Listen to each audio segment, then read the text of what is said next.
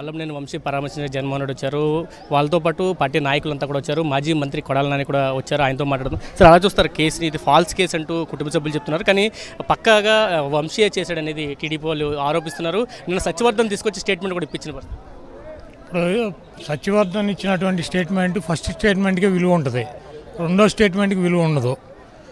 రేపు 4 సంవత్సరాలు పోయినాక మళ్ళీ అతనే వచ్చి నన్ను చంద్రబాబు నాయుడు, లోకేష్, ఈ 4 పోలీస్ ఆఫీసర్లు పిలిచి బెదిరించి మళ్ళీ నాతో స్టేట్మెంట్ ఇప్పించారంటే సేమ్ కేసు కట్టి మళ్ళీ 5 లోపల వేసేయచ్చా?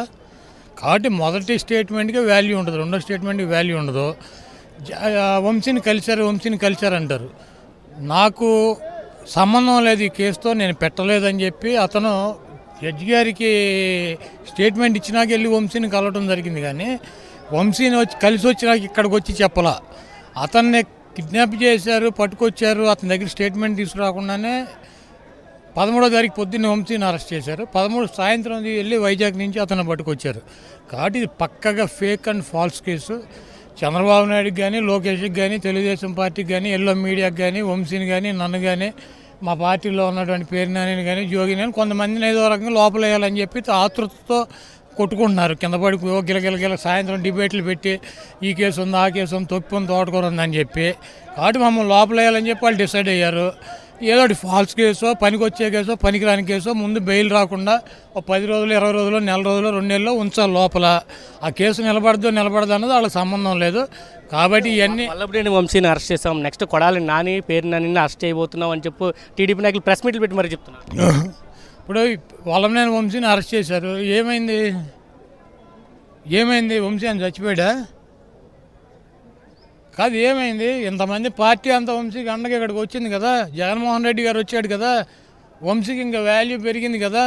మేమందరం ఉన్నామని చెబుతున్నాం కదా. నీకు ఈ రకమైనటువంటి గతి పట్టించిన ఎవరిని వదలని చెప్పి జగన్మోహన్ రెడ్డి గారు ఇప్పుడే చెప్పాడు కదా. ఏమైంది? రేపు నన్ను అరెస్ట్ చేసినా, ఇంకోళ్ళని అరెస్ట్ చేసినా, దొంగ కేసులు పెట్టి అరెస్ట్ చేస్తే జగన్మోహన్ రెడ్డి గారు ఉంటాడు, మా పార్టీ ఉంటుంది, మా పార్టీ అధికారంలోకి వస్తుంది. వదలని చెప్పి ఆయన చెబుతున్నాడు కదా. 2.0 చూపిస్తానని చెబుతున్నాడు కదా. కంగారే ఉంది, ముందున్న ముసళ్ళ పండుగ చూద్దాం. అరెస్ట్ చేయమని జైల్లోకి జగన్మోహన్ రెడ్డి గారు వస్తున్నారు, కలుస్తున్నారు అని తెలిసిన సందర్భంలో మొత్తం పోలీసులు బారికేడ్లు పెట్టారు. ఒక్క కార్యకర్త కూడా రాకుండా పూర్తిగా కట్టడి చేస్తామని చెప్పిన మీడియాని కూడా అలౌ చేయలేని పరిస్థితి. ఇప్పుడు ఇట్లా పెట్టే సూర్యుడు నేను ఆపేయగలనా? ఇవన్నీ పొగడి కార్యక్రమాలు చేస్తూ ఉంటారు. ఇవన్నీ పట్టించుకోవాల్సిన అవసరం లేదు. జగన్మోహన్ రెడ్డి గారు వచ్చాడా, వెళ్ళాడా, కలిసాడా, మాట్లాడా, మీడియాకు వివరించాడా జరిగింది. ఈ దొంగ కేసులు పెట్టి, ఫాల్స్ కేసులు పెట్టిన వాళ్ళకి గతి ఏం పట్టిస్తానన్నది క్లియర్గా చెప్పాడు కదా ఆయన. ఇంకేం మాకు చాలు. అది ఏది కూడా మర్చిపోయే ప్రసక్తి ఉండదు. అట్టు పెట్టిన వాళ్ళకి 2.5, 2.5, 3 వాళ్ళ స్థాయిని బట్టి తప్పకుండా పెడతానని చెప్పి జగన్మోహన్ రెడ్డి గారు చెప్పాడు. మాకు చాలు. మేము చచ్చేదాకా జగన్మోహన్ రెడ్డి గారే మాకు. మేము చావుటాకైనా సరే సిద్ధమే, కానీ జగన్మోహన్ రెడ్డి గారిని వదిలే ప్రసక్తి ఉండదు.